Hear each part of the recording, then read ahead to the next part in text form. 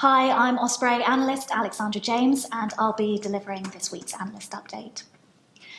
This week, a total of 6,270 incidents, or pings, were entered into the system, and the analyst team drafted a total of 38 alerts, of which 8 were critical, not including 4 issued so far this morning. Today, 24th of February, Russia launched military cross-border strikes into Ukraine, most likely using cruise and ballistic missiles, targeting Kiev, Odessa, Kharkiv, Dnipro, Zhytomyr, Ivano-Frankivsk, Mariupol, among other locations. Airports in these cities are reported to have been targeted, but as yet there is no information regarding material damage to installation or air assets on the ground. Both Ukraine and Russia have claimed to have shot down each other's aircraft, including helicopters and drones, but details can't be confirmed at this stage. The Russian strikes occurred an hour after Ukraine closed its airspace in first Dnipro, Simferopol, Lviv, Odessa and Kiev, and overnight closure notices were issued for airports in Kharkiv, Dnipro and Zaporizhia.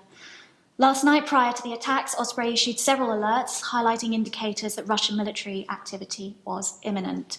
Yesterday, the 23rd of February, the Ukrainian government announced a 30-day nationwide state of emergency, and the armed forces called up military reservists to full mobilization. Also yesterday, cyber attacks targeted a number of Ukrainian state websites, including the Ministries of Defense, Foreign and Internal Affairs, the Security Service, and several banks. The cyber attacks, in addition to Russia withdrawing its diplomatic staff from Kiev yesterday, are being viewed as preludes to the military action. Osprey clients will receive a special video report on the Ukraine-Russia situation within the next 24 hours. A further situation update will be issued tomorrow. Keep an eye on LinkedIn for details on that. And then another Osprey analyst webinar will take place on Monday, and further details of these can be found in the post above.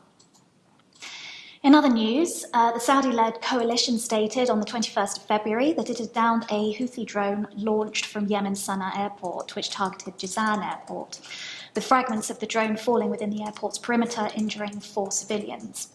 Earlier on the same day, another Houthi drone, also launched from Yemen's Sana'a airport and targeting civilians, had fallen in the village of Mabouj in Jazan province, southwest Saudi Arabia.